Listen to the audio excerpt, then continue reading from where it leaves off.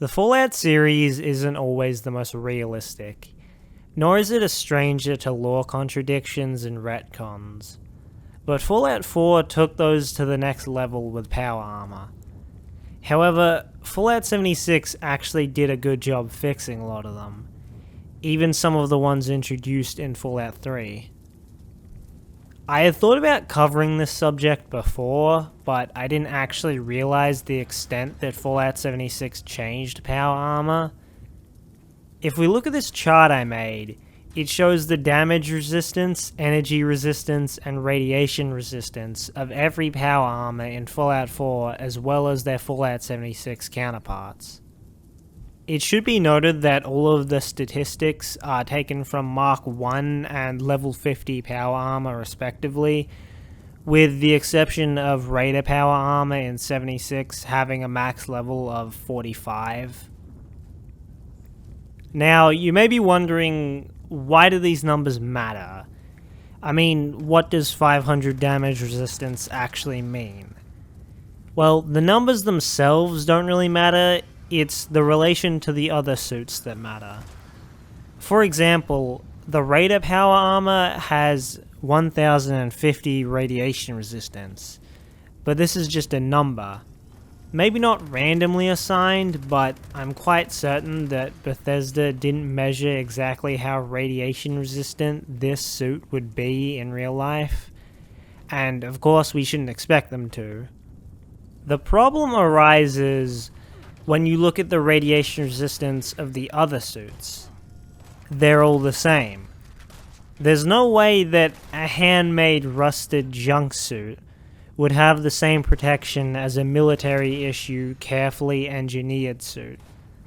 Even if you were to make the argument that the radiation resistance is purely set at that level as a gameplay mechanic and not actually supposed to reflect the armor's ability, there's still the matter of lore contradictions. In every Fallout game prior to Fallout 4, and even in Fallout 4, you're made aware of the fact that the T-51 is the most advanced pre-war model of power armor, and of course it isn't because we know the XO-1 exists, but the defense there is, the XO-1 was a classified project. The T-60 was stated as being a common sight before the war. So now I'm going to go through each of the different suits and compare them to each other and their Fallout 4 counterparts. To start, we'll look at the Raider and the T-45 power armor. The Raider suit is constructed from salvaged power armor that has been repaired with various pieces of old rusty metal. The T-45 was the first power armor to be created before the war, and while it was military-grade equipment, it was also developed extremely quickly as a response to the Chinese invasion of Anchorage. The armor was also relatively simple and was made from mostly basic solid metal, likely steel. The manufactured power armor suits should always be better than any salvaged suit, but in this case, the Raider power armor having more bulk to it and the T-45 being so hastily produced brings the gap closer. But the gap being close makes more sense than the Raider and the T-45 having the same damage and radiation resistance in Fallout 4. Next, the T-45 compared to the T-51. The T-51 started development after the T-45 and had a very long development, which resulted in the T-51 design allowing far better maneuverability.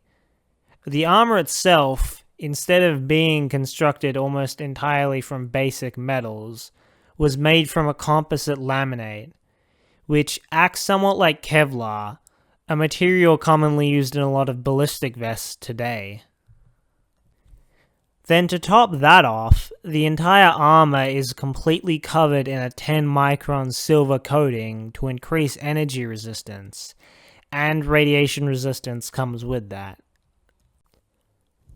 Thanks to the T51's use of a composite laminate as a material, it outshines the T45 in damage resistance, and the addition of the micron silver coating helps bring the energy resistance above the T45 as well. This superiority is reflected in Fallout 4, but where 76 differs is the radiation resistance. The micron silver coating may provide a decent amount of radiation resistance, but the composite laminate is designed for combat and isn't very good at protecting against radiation. This shortcoming is shown in 76, as the T51 has the worst rad resistance out of all the power armors in the game. T51 and T60. The T60 was the result of the T45 suit being improved to the point where it was a new suit entirely. Almost every problem the T45 had, the T60 fixed thanks to its longer development time. The T60, like the T45, uses basic metal alloys as a base, but the T60 makes use of a different design that allows increased ballistic protection without increasing the profile of the armor. Of course, the profile was increased in certain areas anyway. This raw increase of material on the armor slightly boosts the energy resistance, but not very much. Now, the radiation resistance increase would be the result of what exact materials were used. The moderate increase would mean the armor probably has some sort of micron silver coating, but to a lesser extent than the T51. This is the biggest difference between Fallout 4 and 76, because the T60 now has worse damage and energy resistance than the T51, which fixes the massive problem that came from Fallout 4, where the T60 was better than the T51, which contradicted a lot of established lore that the T51 was the best publicly known power armor.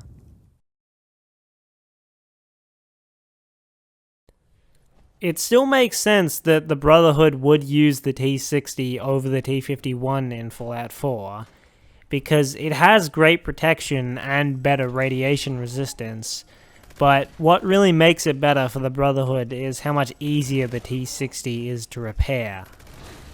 Considering how many troops the Brotherhood has to supply with munitions, it's more efficient to use a cheaper armor that has good protection, rather than an expensive armor that has slightly better protection.